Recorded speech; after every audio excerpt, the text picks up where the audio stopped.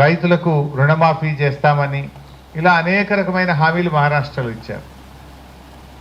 ఇంకా మన మంత్రి గారు మన మంత్రులు మన ముఖ్యమంత్రి కూడా పోయి ఆడ ప్రచారం చేసింది.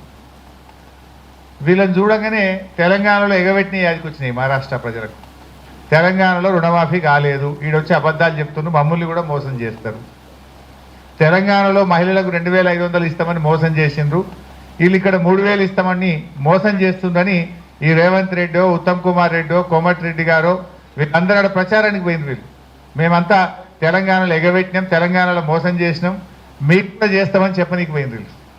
మహారాష్ట్ర ప్రజలు ఈ 6 గ్యారంటీల మోసాల్ని గ్రహించింది కనుకనే కాంగ్రెస్ పార్టీకి గుణపాఠం చెప్పింది.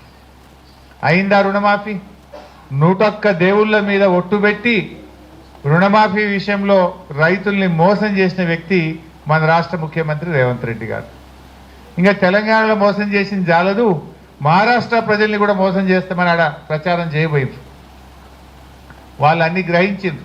ఇక్కడ మహిళలకు 2500 రాలేదు, వృద్ధులకు 4000 పెన్షన్ రాలేదు, రైతు భరోసా 1500 రాలేదు, రుణమాఫీ జరగలేదు, బోనస్ బోగస్ అయిపోయింది, తులం బంగారం అందలేదు. అన్ని విషయాలు అర్థమైనవి కనుకనే మహారాష్ట్రలో కాంగ్రెస్ పార్టీ గుణపాఠం చెప్పింది. సో ఇప్పటికైనా రేవంత్ రెడ్డి గారు కాంగ్రెస్ నాయకులు కళ్ళు తెరువుంది, బుద్ధి తెచ్చుకొని మీరు 100 రోజుల్లో అమలు చేస్తామన్న 6 గ్యారంటీలు వెంటనే అమలు చేయాలని బీఆర్ఎస్ పార్టీ డిమాండ్ చేస్తుంది. ఎందుకంటే మీరు మోసం చేసిండ్రు, బాండ్ పేపర్ల మీద రాసిచ్చి మోసం చేసిండ్రు, దేవుళ్ళ మీద ఒట్లు పెట్టి మోసం చేసిండ్రు. సో కర్ణాటక ఓటమి తర్వాతనైనా మోసాలు మానండి, ప్రజలకిచ్చిన హామీలు అమలు చేయమని బీఆర్ఎస్ పార్టీ డిమాండ్ చేస్తూ ఉంది. మీ 7వ గ్యారంటీ ప్రజాస్వామ్యం అసలు లేదు. ఈ రాష్ట్రంలో ప్రజాస్వామ్యం ఖూనీ అయిపోయింది.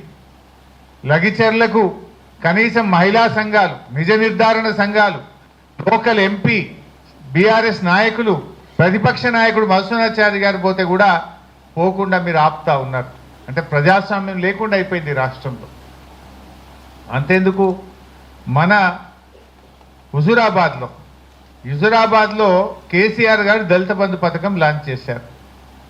మనము 18,500 కుటుంబాలకు దళిత బంధు ఇచ్చారు కేసీఆర్ గారు. అందులో కొంతమందికి సెకండ్ ఇన్స్టాల్మెంట్ రావాలి, డబ్బు కూడా విడుదలైంది, కలెక్టర్ దగ్గర డబ్బులు ఉంది, అకౌంట్లో ఉన్నాయి డబ్బులు.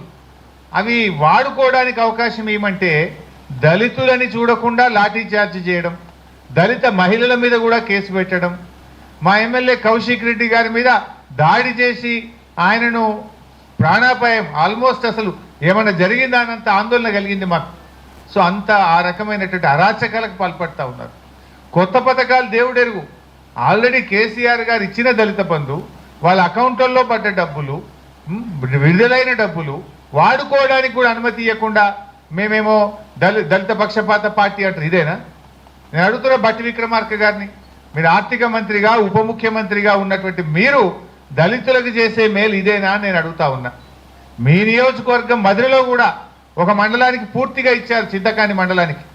నేను మొన్న చింతకాని మండలం పోతే అక్కడ కూడా కొన్ని పెండింగ్లో ఉన్నాయి సార్, పడ్డ డబ్బులు మమ్మల్ని వాడుకొని ఇస్తలేరు అంటున్నారు. అది చింతకాని అయినా, అది జమ్మికుంట అయినా, హుజురాబాద్ అయినా, రాష్ట్రంలో ఎక్కడైనా సరే ఆల్రెడీ విడుదలైన దళిత బంధు పథకాల్ని వెంటనే ఆ దళిత కుటుంబాలకు అందజేయాలి, వారికి అన్యాయం చేయొద్దని చెప్పి కూడా బీఆర్ఎస్ పార్టీ పక్షాన మేము డిమాండ్ చేస్తూ ఉన్నాం. ఇంకా ముఖ్యమంత్రి గారు నిన్న మీరు చూశారు, ఆయన నియోజకవర్గం లగిచెర్లలో అది ఫార్మాసిటీ కాదు, అది ఇండస్ట్రియల్ ఎస్టేట్ అని మాట మార్చిండు. అబద్ధం ఆడడానికి సిగ్గుండాలి. నువ్వు ఇచ్చిన గెజిట్ నోటిఫికేషన్లో ఏముంది? జూలై 2024 19 జూలై 2024 నాడు లగిచెర్ల ప్రాంతంలో ఫార్మాసిటీ ఏర్పాటు చేస్తూ నీ ప్రభుత్వం గెజిట్ ఇచ్చింది. నువ్వేమో ప్రజలు తిరగబడితే ఇప్పుడు మెల్లగా మాట మార్చి లేలే అది ఇండస్ట్రియల్ ఎస్టేట్ అని మాట్లాడుతున్నావు. నువ్వు చూసుకో ఒకసారి, నువ్వు ఇచ్చిన గెజిట్ 19 జూలై 2024 నాడు ఫార్మాసిటీ ఏర్పాటు చేస్తున్నట్టు నువ్వు గెజిట్ ఇచ్చినావు. సరే, నిజాన్ని నిర్భయంగా ఒప్పుకో, తప్పైంది, నేను ఫార్మాసిటీకే ఇచ్చిన, నేను పొరపాటు చేసిన, ఆ ఫార్మాసిటీ గెజిట్ను విత్డ్రా చేసుకుంటున్నా అని చెప్పి విత్డ్రా చేసుకో. తప్పును బహిరంగంగా ఒప్పుకుంటే ప్రజలు క్షమిస్తారు, బుకాయిస్తే ప్రజలు క్షమించరు. నువ్వు బుకాయించే ప్రయత్నం చేస్తున్నావు. 19th జూలై 2024 నాడు ఫార్మర్